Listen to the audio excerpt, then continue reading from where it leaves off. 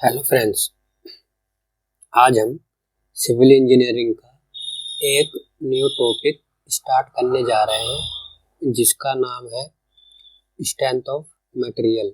इसको strength of material भी बोलते हैं और डिप्लोमा में इसको स्ट्रक्चरल मैकेनिक्स बोलते हैं और हिंदी में इसे बोलते हैं पदार्थों की सामर्थ्य। ठीक है, इस वीडियो को हमने दोनों ही लैंग्वेज में बनाया है जिससे कि डिप्लोमा में हिंदी और इंग्लिश वाले दोनों ही बच्चे इसे आसानी से समझ सकते हैं। तो सबसे पहले चलते हैं हम mechanical properties of material. Mechanical properties of material में छोटी छोटी डेफिनेशंस हैं जो एग्जाम में कई बार पूछ ली जाती है। चलिए हम उनको स्टडी करते हैं। सबसे पहले हम देखते हैं इलास्टिसिटी। तो इलास्टिसिटी हमारी क्या है? It is defined as the ability of the material to regain its original shape and size after the deformation when the external force are removed. अब देखो मैंने ये बताया है अब इंग्लिश में। अब देखो जिस बच्चों को समझ नहीं आया वो हिंदी में नीचे देख सकता है। हिंदी में बोलते हैं इसको प्रत्यास्था, और प्रत्यास्था को बोलते हैं पदार्थ का वह गुण जिसके कारण प्रत्येक पिंड अपने अंदर होने वाले विकार में विरूपण का विरोध करता है, प्रत्यास्था कहलाता है।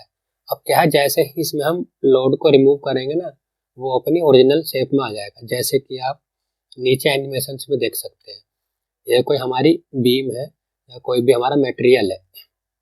जैसे हमने उस पर फोर्स लगाया तो उसकी लेंथ कुछ इंक्रीज हो गई, यानी उसमें कुछ क्या हुआ, एक्सटेंशन हो गया। लेकिन जैसे हमने लोड को रिमूव करा वो अपनी पहले वाली ओरिजिनल शेप में आ गया। तो इस चीज को हम समझते हैं, इसे बोलते हैं हम इलास्टिसिटी। चलिए अब देखते हैं अगला वाला डेफिनेशन क्या है। अगली डेफिनेशन है प्लास्टिसिटी। प्लास्टिसिटी है हमारा, it is the defined as an ability of material to regain the deformation produce under the load permanent basis. अब देखो जिसको समझ नहीं आया वो हिंदी में देख सकता है। प्लास्टिक किसे बोलते हैं? प्लास्टिकता या सुघटियता, पदार्थ का वह गुण जिसके कारण पदार्थ पर बल लगाने से उसके आकार में बिना टूटे स्थायी विरूपता आ जाती है। मतलब कि जैसे हमारी कोई मटेरियल है और हमने उस पर लोड लगाया तो उसकी लेंथ इंक्रीज हो जाएगी, जैसे लोड हटाएंगे तो वापस नहीं आएगा। मतलब कि वो उसमें परमानेंट डिफॉर्मेशन हो गया है। इसको ही हम बोलते हैं प्लास्टिसिटी। चलिए आगे चलते हैं। ये जो हमारा डेफिनेशन है इसे बोलते हैं रेजिलेंस। ये बहुत इंपॉर्टेंट है, कई बार ये एग्जाम में और कंपटीशन में पूछ ली जाती है। इसे हम देखते हैं, the ability of material to absorb energy within elastic limit without any permanent deformation. समझ रहे हो? और देखो ये सबसे इम्पोर्टेंट है, जो नोट में लिखा है ये पूछ लिया जाता है हमारा कंपटीशन में। वो पूछेगा कि व्हाट इज रेजिलेंस, तो वो ऑप्शंस में देगा area under the load deformation curve up to elastic limit. तो हमें उसी ऑप्शंस पे करेक्ट करना है। और जिसको समझ नहीं आ रहा वो हिंदी में देख सकता है। रेजिलेंस को बोलते हैं लचीलापन, एक वस्तु के भौतिक गुण जिसके कारण वह लचीली सीमा तक खींचे जाने के बाद वापस अपनी असली आकार और जगह पर आ जाता है, तो उसे हम बोलते हैं लचीलापन।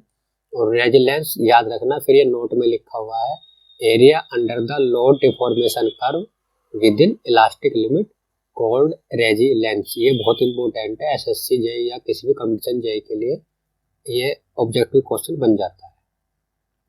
चलिए इसको समझिए, अब चलते हैं आगे। आगे हमारी डेफिनेशन है टफनेस। टफनेस क्या है? टफनेस समझ सकते हो आप, it is defined as the ability of material to absorb the energy before fracture has taken place. मतलब कि कोई भी हमारा मटेरियल है वो जब तक एनर्जी अब्जॉर्ब करता है जब तक वो टूट ना जाए, तो इसको हम बोलते हैं टफनेस। ठीक है। और जो देखो अभी हमें नोट में लिखा है, नोट वाला जो बहुत इंपॉर्टेंट होता है, मैंने पहले बताया था। तो area under load deformation curve up to fracture point is called toughness. ये बहुत इंपॉर्टेंट है कंपटीशन के नज़रिए से। अब देखो जो बच्चे हिंदी वाले हैं वो भी इसको देख सकते हैं। टफनेस को बोलते हैं कड़ापन या चिमड़पन, पदार्थ का वह गुण जिसके कारण पदार्थ टूटने से पूर्व धक्कों झटकों का विरोध करता है, उसे हम क्या कहते हैं, कड़ापन या चिमड़पन कहते हैं। चलिए अब देखते हैं। देखिए अभी मैंने आपको दो चीज़ बताई, टफनेस बताई और रेजिलेंस बताई। तो आप डायग्राम में देखिए, जो फर्स्ट डायग्राम है वो हमारा टफनेस का है, ये स्टेनस्ट्रेस कर्व है। इसमें देखो जहाँ तक फ्रैक्चर पॉइंट है वहाँ तक हमारा क्या है, टफनेस। और सेकंड वाले पार्ट में देखोगे आप डायग्राम के, तो एरिया कहाँ तक लिया हमने, इलास्टिक लिमिट तक। उसके नीचे का जो एरिया है उसे हम बोलते हैं रेजिलेंस। आप दोबारा वीडियो एक बार देखना तो आपके सारे डाउट क्लियर हो जाएंगे। ठीक है, अगली डेफिनेशन है हमारी डक्टिलिटी। डक्टिलिटी हमारी क्या होता है, डक्टिलिटी हमारी वो प्रॉपर्टी है जिसके द्वारा हम किसी भी मटेरियल को एक वायर के रूप में बदल सकते हैं उस पर फोर्स लगाकर, तो उसे बोलते हैं हम डक्टिलिटी। तो इसमें ये लिखा है ductility is the measure in the unit of percentage elongation और परसेंटेज रिडक्शन इन एरिया। ठीक है, और ऊपर लिखा it is the property of material enabling it to be drawn into wire. ठीक है, आप समझ गए। उसके एग्जांपल है हमारे, देखो माइल्ड स्टील है, कॉपर है और एल्यूमिनियम है, निकल ईटीसी जो है ना, ये हमारे डक्टिलिटी के मटेरियल के एग्जांपल। देखना जिस बच्चों को समझ नहीं आया वो हिंदी में देख सकता है। हिंदी में इसको बोलते हैं तन्यता, पदार्थ का वह गुण जिसके कारण उसे पतले तार के रूप में खींचा जा सके तन्यता कहलाती है। ठीक है, और इसका एग्जाम्पल आप समझ सकते हो, सोना, चांदी, टिन, एल्यूमिनियम, जो मैंने पहले ऊपर बता दिया। अभी हम देखते हैं। देखिए जैसे कोई भी मटेरियल है, इस पर हमने फोर्स पी अप्लाई करा और ये अगर वायर के रूप में बदल गया है, वायर के में चेंज हो गया, तो हम मटेरियल को बोलेंगे डक्टाइल मटेरियल। ठीक है, चलिए आगे चलते हैं। आगे हम देखते हैं ब्रिटलनेस। ब्रिटलनेस और ब्रिटल मटेरियल देख लेते हैं अभी। तो ब्रिटलनेस हमारा है it is the property of material which show negligible plastic deformation before fracture take place. तो हमारा ये इसके अंदर क्या है, ब्रिटल मटेरियल के अंदर हमारा जो मटेरियल है वो बहुत जल्दी ब्रेक हो जाता है, मतलब कि वो टेंसाइल फोर्स लगाने पर एकदम टूट जाता है, वो खिंचता नहीं है, ना कुछ भी डिफॉर्मेशन दिखाता है। हिंदी में इसको बोलते हैं भंगुरता, पदार्थ का वह गुण जिसके कारण पदार्थ पर चोट लगने से वह किसी विकार अथवा खराबी उत्पन्न हुए, मतलब कोई भी डिफॉर्मेशन उसमें होगा नहीं और वो टूट जाएगा, तो उसको हम बोलते हैं भंगुरता।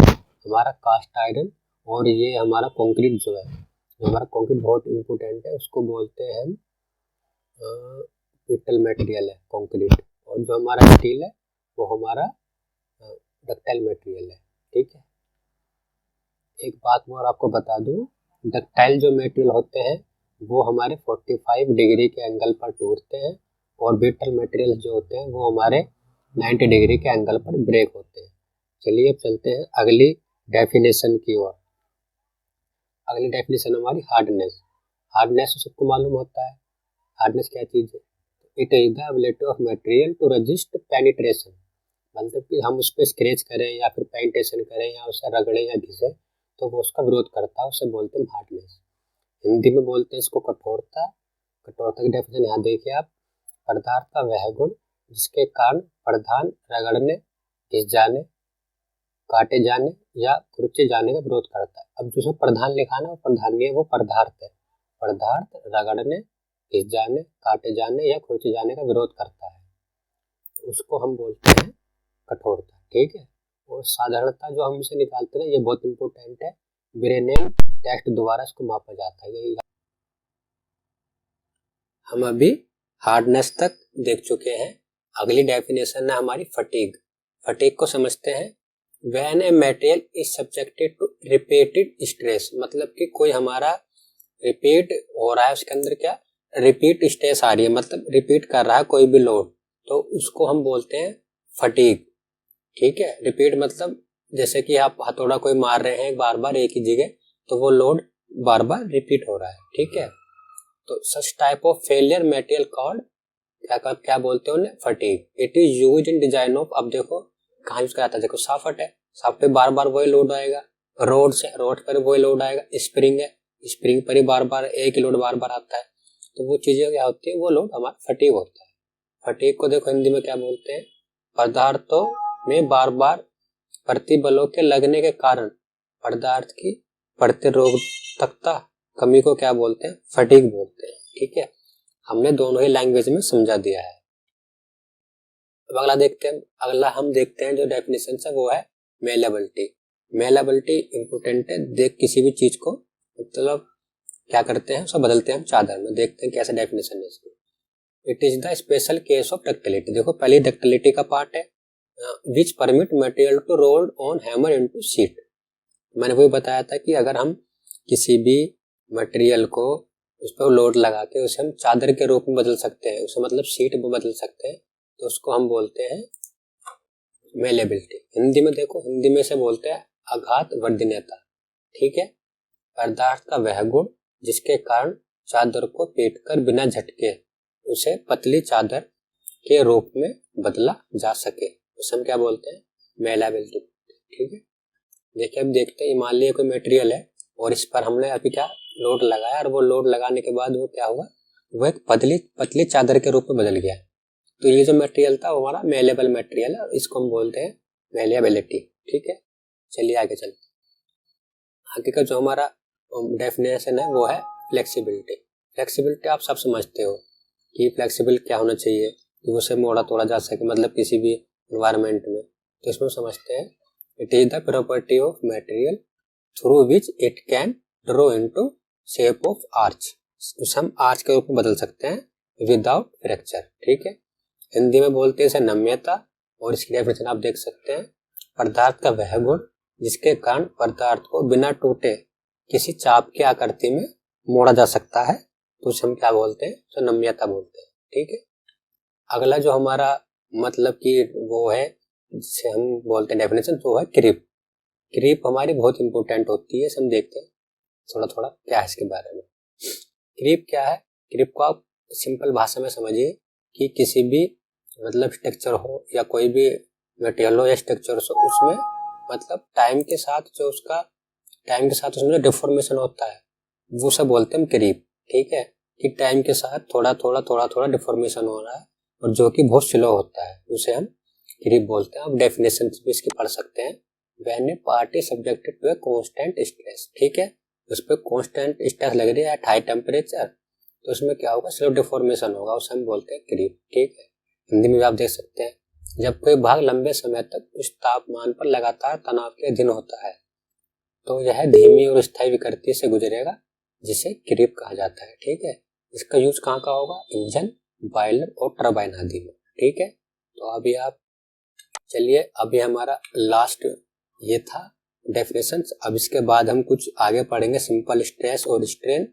अभी के लिए हम यहीं रोकते हैं, वो नेक्स्ट वीडियो में आएगा, सिंपल स्ट्रेन एंड स्ट्रेस। ठीक है, तो अगर आपको ये हमारा वीडियो अच्छा लगा हो, डेफिनेशन अच्छी लगी हो, तो आप हमारे चैनल को सब्सक्राइब और शेयर कीजिएगा। ठीक है, धन्यवाद।